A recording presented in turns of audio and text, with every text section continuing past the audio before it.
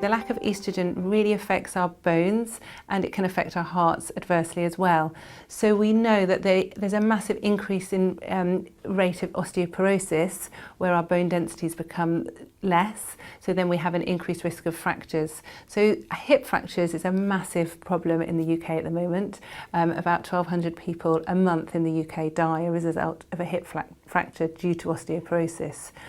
And we know that when you go through the menopause, the estrogen levels drop and our bone density drops very quickly as well. So there are huge health problems with the menopause. It's not just the symptoms, which are disabling for a lot of people, but it's actually their effect it has on their health. It can affect people really so many ways. Up to around 10% of women actually consider giving up work because of the menopause, and I think that's probably an underestimation. Because of the symptoms that you can experience, especially the concentration, the energy symptoms that can really affect, and like I said before, the lack of confidence that you have. So lots of people really struggle. In the past, they might have given up work earlier, retired earlier, but it's harder. You know, pensions are different, expectations are different, and also as women, we've worked very hard to get to a certain stage in our career. To give it up because of menopause, it's very hard. The other thing as a GP, it's very difficult sometimes when people want to have time off work because of their menopausal symptoms. To actually write menopausal symptoms on a sick note isn't good, and it can cause lots of problems with the employers because lots of people don't understand how severe menopausal symptoms can be. So for a woman to explain to her employer that they're menopausal just gets a bit of a laugh and maybe not taken seriously. So then maybe they want to have something like anxiety or depression written on their sick note, but then that deals with collusion, and an employer might think, oh my goodness, I don't want someone who's depressed or anxious working for me, and it builds up barriers. So I think it's very hard. It's not just a taboo for women, it's a taboo for people in general. And when I talk to people and say, oh, I'm really passionate about the menopause, I deal with women and help women, lots of people laugh and even say, well, why would you do that? And it's so interesting because it makes a massive difference if you can help these women in a very difficult, very vulnerable time of their lives.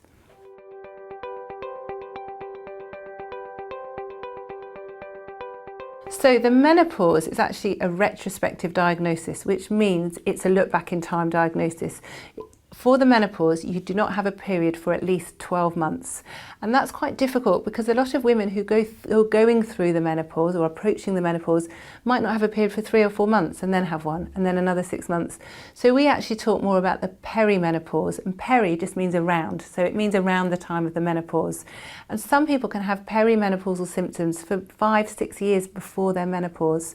So when people read about menopausal symptoms, it's the same as perimenopausal symptoms. And I think that's really important because a lot of people think they can't be menopausal because they're still having periods. But actually periods can sometimes be the very last thing. So perimenopausal and menopausal symptoms are essentially the same.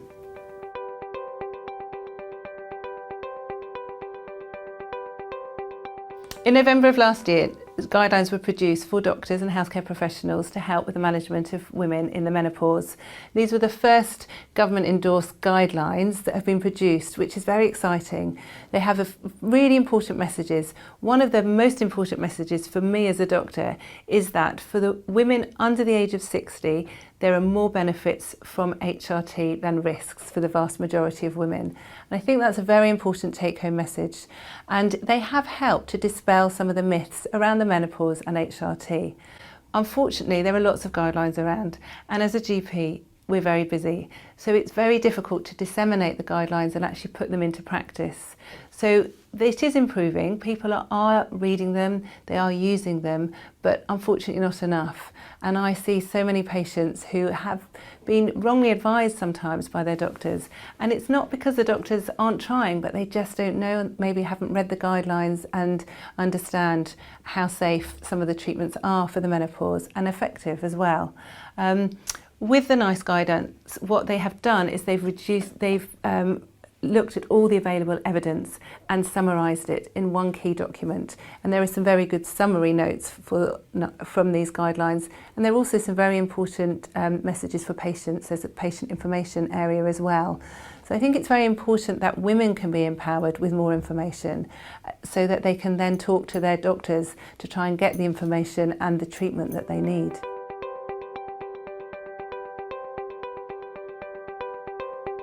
HRT is just 3 letters, hormone replacement therapy. There are different hormones that we use and there are different levels and there are different preparations. It's not like giving an antibiotic if someone's got a chest infection. It's the same dose for the same length of time. HRT is very different, and what's really important is that we tailor make it for our patients. So the levels of especially the estrogen vary depending on your age, depending on your symptoms, all sorts of things. The other thing is there's different preparations, so it's not always an oral tablet. It can be given as a patch or a gel, and certainly for people that have risks, for example, of clots, it's very safe to have it as a patch or a gel because they don't have an increased risk of clot. So for example, people that have migraine, people that are obese, people that might have had a clot in the past, years gone by they would have been told they couldn't have HRT because it was only available orally. But if you have it as a patch or a gel, there's no increased risk. So that enables more women to be able to access the treatment, which is great.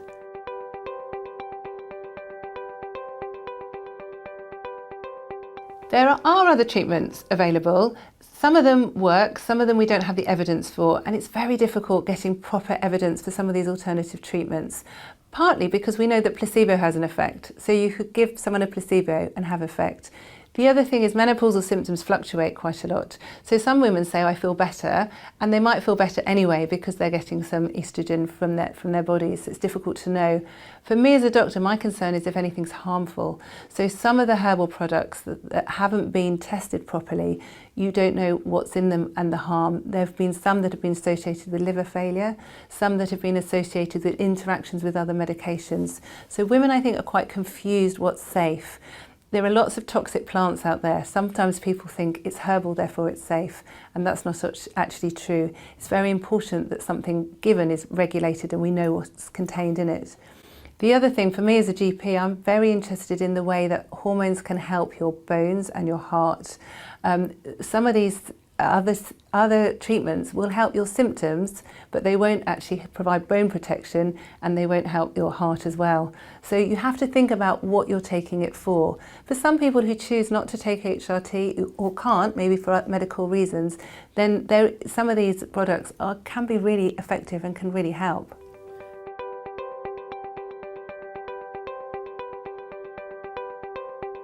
If you have the right amount of HRT, the right preparation for you, then you shouldn't experience any symptoms. But as a medical professional, it's not just about treatment, it's about your whole lifestyle as well. So it's very important that women look at what we call modifiable risk factors for future illnesses. So that's things they can modify themselves. So people have to think about their diet, about exercise, their alcohol intake, smoking, not just when you're thinking about the menopause, but for any illness, and that's really important.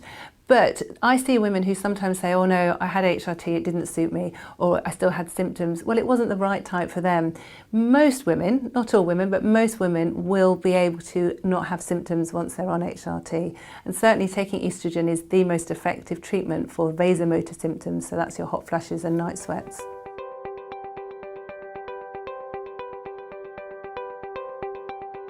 So the main symptoms that people think about are hot flushes and night sweats. The other symptoms are tiredness, fatigue, loss of concentration, memory loss sometimes. I often see people that worry they've got dementia because they can't remember things. People sometimes just generally feel hot, a bit sweaty, not quite themselves. People often lose their confidence, lose their self-esteem, lose their identity a bit as a woman and an individual. Anxiety and depression symptoms are very common, but people often say to me, I don't really feel depressed, but I feel really low, I'm just not myself. Then there are other symptoms that people don't always associate the menopause with. So nail changes, hair changes, skin changes.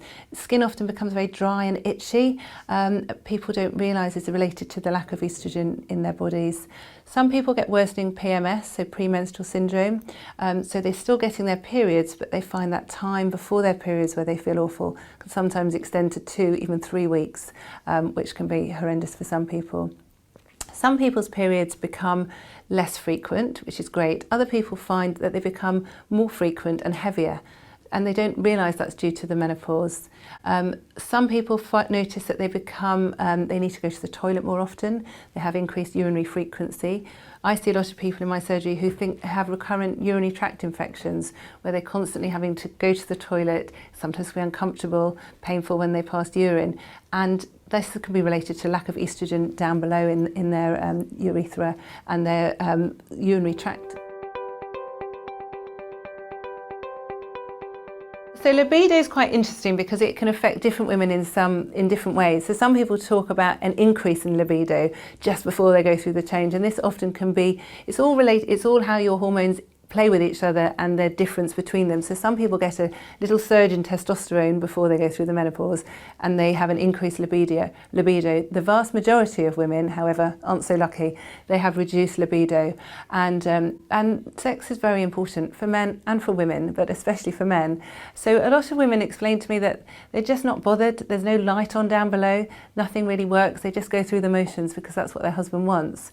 And interestingly, taking oral HRT can affect something called your sex hormone binding globulin, so it can lower your libido. So sometimes people's libido is just about all right, then you give them oral HRT and down it plummets, and that you don't get that effect with the transdermal estrogens.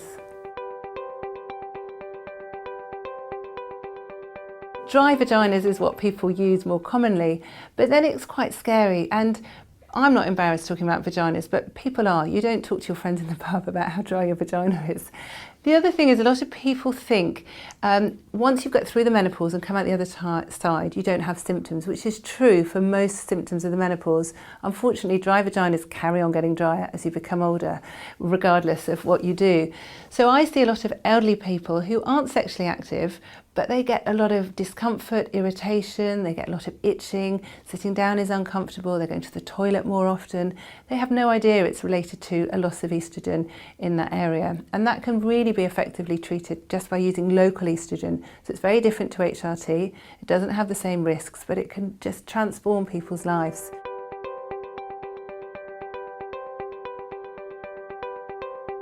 I think it's really exciting. I mean, I love my job. I love listening to women saying, thank you for giving me my life back. You have transformed my life. You know, there's not many things I can do in medicine that can give that sort of, and I'm just doing very simple things. And I think it's very important. We have regulated products. They've been well researched. There's some fantastic research out there to show how safe they are.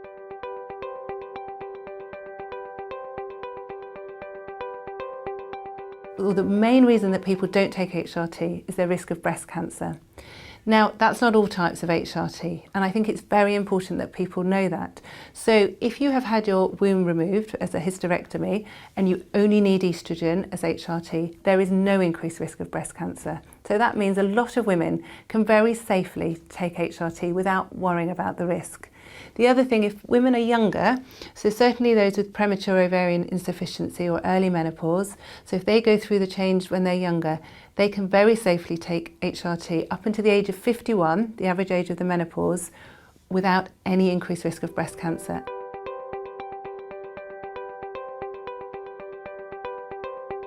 I see a lot of women in my clinic who are in their late 30s, early 40s, have maybe had a surgical menopause, so they've had their ovaries taken out at an operation, or they've just gone through the change early, and they're really suffering with symptoms but are scared. But they don't need to be scared, because the research shows it's only when you're having hormones when you're older that there's a small increased risk of breast cancer.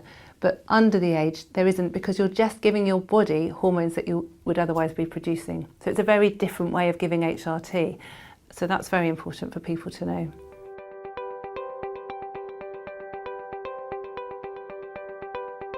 So most of our female hormones are produced in our ovaries. So with the natural menopause, there's a gradual decline. With a surgical menopause, it's very harsh. Overnight, that's it. You've got no or very little, you've got no ovarian function, but you've got very little hormones in your body.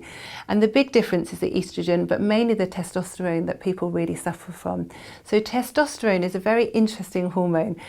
We produce 3 times more testosterone than estrogen as women in our bodies.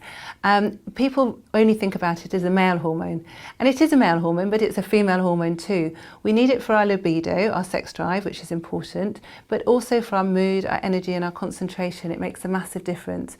So a lot of people who have their ovaries removed with this dramatic loss of estrogen and testosterone can really struggle with their symptoms. And as you say, especially with their mental symptoms, I see people who are absolutely flawed. They're paranoid their husbands are having affairs, they're very depressed, they're crying all the time, they've got no confidence, and they've lost their ovaries as well. And some of these women are young. It's a horrendous place that they're in. But actually giving them the replacement that they need with the right types of estrogen and testosterone can really turn people's lives around.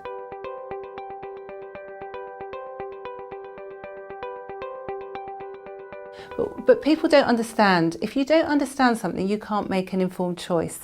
You cannot take any sort of treatment, not just HRT, any treatment if you don't understand the risks and benefits.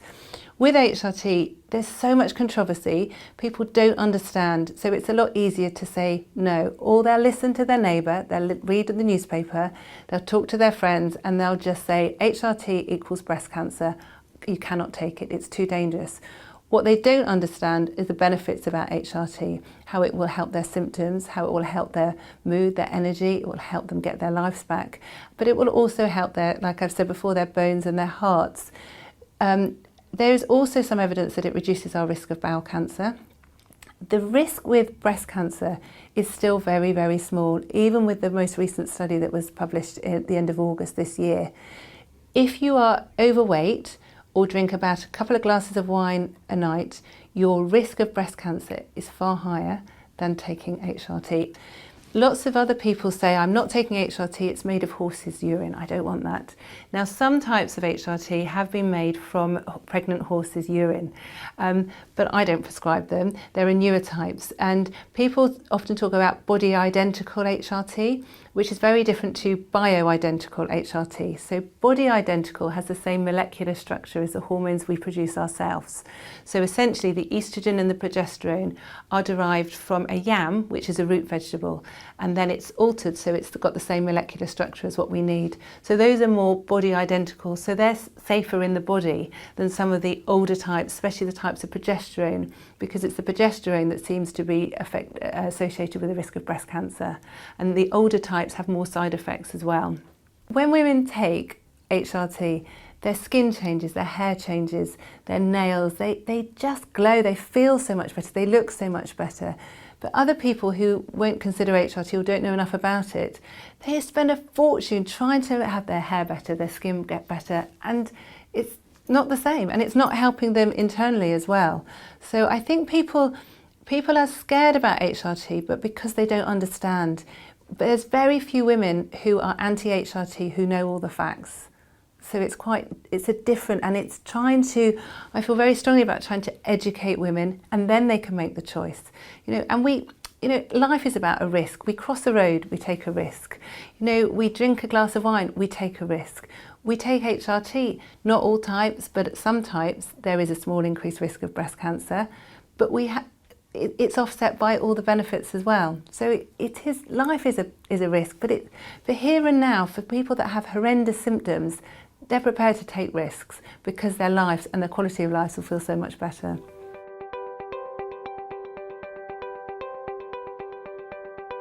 As a working GP, 10 minutes for an appointment to help a menopausal woman is very difficult because they need time, and time is something I don't have, so it's really difficult. I end up talking very, very fast trying to get information, and I'm lucky because I've worked in the practice for a long period of time, so I often know my patients, I have a bit of background with them.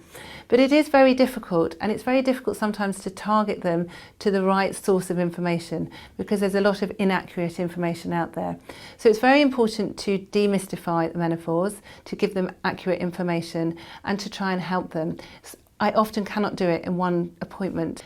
The guidelines that came out are very clear about how to diagnose the menopause, and in the past a lot of doctors were doing blood tests regardless of a woman's age, but now if they're over the age of 45 and have menopausal symptoms, they don't need investigations, and that's great because I can get on and treat people very quickly, whereas in the past I had to send them for a blood test, wait for the results, make an appointment, come back, so these women are suffering for longer. So now I can start treatment very quickly. So that's great. So it's very important that they can be given the right sort of treatment quickly. But it's very hard sometimes to try and persuade people what they can have and how safe it is. So often I give written information, I can direct them to the right source on websites, and also print off information from websites to share with them. So often I will give them information, I might give them a prescription, but they'll often come back and maybe have other questions so we can continue. And it's not a one-stop process, it evolves. And I think some people think with HRT you just have a prescription and go away and you maybe take it for a short period of time. Every woman's different. Some women only need it for a short period of time, other women take it for a long period of time. But every year, the guidelines are very clear, every year we should be reviewing our patients and discussing about the treatment, the effectiveness of it, any side effects, with a view to changing if we need to.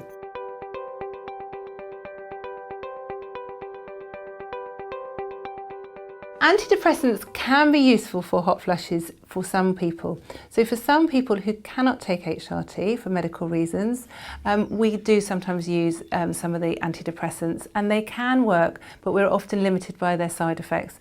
One of the side effects can actually be loss of libido. So if someone's got poor libido anyway, that can make it worse. And they often only help short term.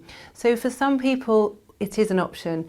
Unfortunately, I still see a lot of women who are given antidepressants first line. They're not even HRT is discussed with these people. I think sometimes sometimes doctors don't have the right training in the menopause. It's something that isn't mentioned often in undergraduate or postgraduate training. So a lot of doctors aren't confident in managing the menopause. Because of this, they do something that they are confident with. And in general practice, there's a lot of depression, and we treat a lot of depression. So a lot of menopausal women have symptoms that are similar to anxiety and depression, so they get given treatment. But it doesn't often work because it's a different etiology, it's a different reason for having these mental symptoms. So I see a lot of people who have been given antidepressants and it makes no difference. But I think a lot of it is down to people's training and understanding of the menopause. So women don't understand much, but unfortunately doctors still don't. It's improving, and certainly the NICE guidance have helped. And the more GPs I talk to, there is a thirst and appetite for knowledge and information. But again, it's just trying to get the message over and try and empower people with more information so then they can give the right choices and the women can make the right choices about the menopause.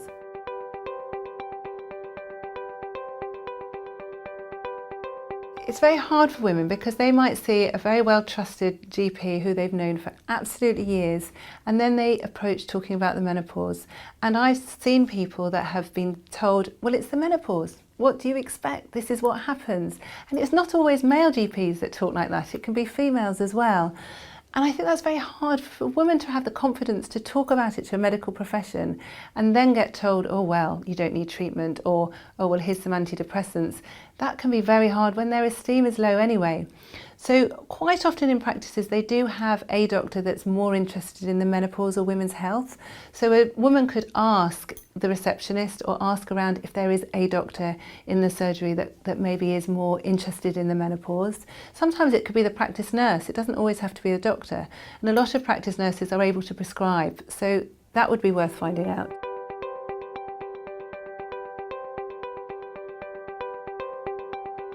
There are some really good resources, but you have to find where they are. So the National Institutes of Health and Care Excellence, NICE, they've produced some separate patient information. The British Menopause Society do have some information. There are some good websites. So patient.info have a whole plethora of information, but they do have some good ones on menopause. I've got my own website, menopausedoctor.co.uk. There's also menopausematters.co.uk. But I think it's very important when you're looking for information, you're looking for UK-based information because treatments can vary in different countries, and you want good, reliable information. So you have to look at the source, you have to look how recent it is as well, and who's written it.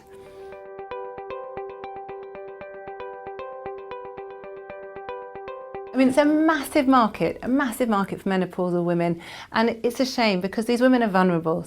And they will spend, when I had menopausal symptoms, I would spend a lot of money to feel better because they're horrible. These symptoms you don't want. So I was in Boots recently and I was astounded how many products there were. And actually one lady was looking at a product that was £50 a month.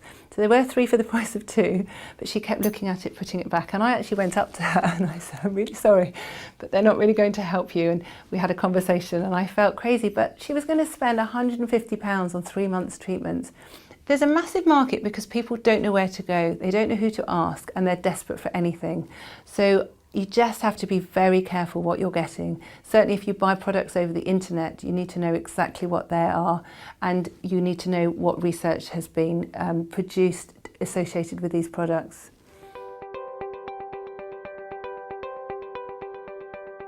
There's very few people that actually can't take HRT. The big thing is people who have breast cancer or who have had breast cancer. Now, some of these people, under the guidance of their oncologists and menopause experts, will still take HRT because their symptoms are so bad. Those people need to have expert advice.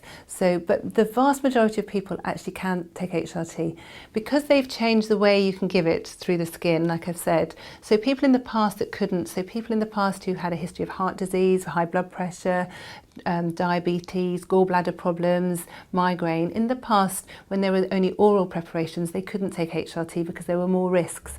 But if they have it transdermally through the skin, it's a lot safer, so they can. So it means there's a lot less contraindications for taking HRT.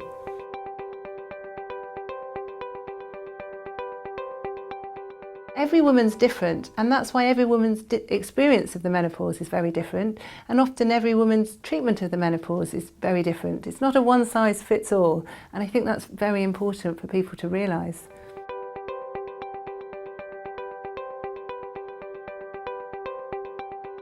It's so important helping women at work at the menopause because for most women, it comes at a time when they've spent years building up their career and suddenly the menopause hits them. It's like they've hit a wall and all their confidence goes, everything they've worked towards goes. And if employers don't realise or understand how significant the menopause can be for a lot of women, they can't talk about it, then they can't help. Sometimes just really simple things like having fans. I've had women that have had to wear sanitary pads under their armpits because they have such awful symptoms. If they can talk about it, that can make a difference, and making just simple adjustments to their work regime, that can be helped. I think people are scared to talk about the menopause at work, so being able to talk about it more freely, not just have a laugh about the menopausal hot flushes, but have some empathy, that can be very useful for people. I think some organisations have menopause groups so women can talk together because women often don't talk to each other, but also involving the men as well so they can understand. I think it's very different if you're a young man just starting with your career, maybe you're managing menopausal women. How are they expected to know? Menopausal women don't know where to go for information. You can't expect men to. So I think as organisations, there should be some infrastructure in place to help. When someone's pregnant, everyone feels very sorry for this woman. Have a chair, sit down, you must be really tired. If you're menopausal having a hot flush, everyone laughs. And it shouldn't be the case. I think there should be more empathy and understanding. But for that understanding to occur, there has to be more knowledge. And there has to be more knowledge, men and women, whatever age. My children, when I was having menopausal symptoms, my 12-year-old kept saying, Mummy, you're really stroppy. Do you realise how stroppy you are? All you do is shout. And then I think, oh my gosh, I was terrible. But when you're in it yourself, you do not understand how bad it is because it's not as bad as someone else, or you think, well, I've got through other things, I'll get through this. So I think then it's very difficult. And you don't get menopause training at school. You learn how to put condom on a banana, you learn about sexually transmitted infections, but you don't learn about the menopause. My children at school have just gone through biology and they told the menopause is when your periods stop. Tick, they've done the menopause. Well, if you don't learn at school, you're not going to learn if you're not medical. So then, and maybe your parents, your mum wouldn't talk about it. So how do you learn about it? And the only way is by trying to get more knowledge, make it more acceptable, less of a taboo to talk about.